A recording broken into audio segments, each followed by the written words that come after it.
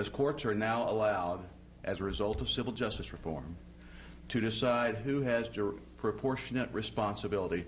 What proportion of responsibility did I have or my client have? This is a huge change in the way all of us do business as contractors. Civil justice reform has had a huge impact on every day how we conduct our affairs, and this is just a brief example of what we see in our business.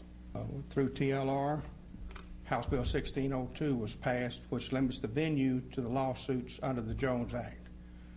That is one of the best pieces of legislation that's been passed in many, many years.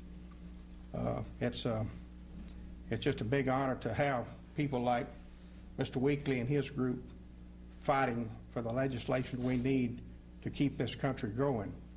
Because without our dredging industry, the canals, the ship channels, and the ports would all shut down.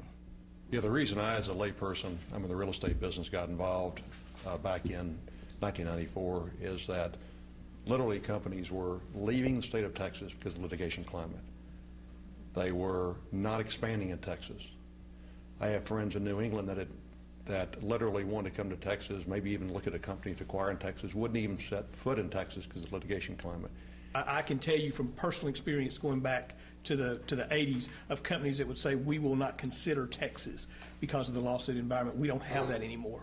And so I can tell you from firsthand experience from a long period of time that it's played a huge impact.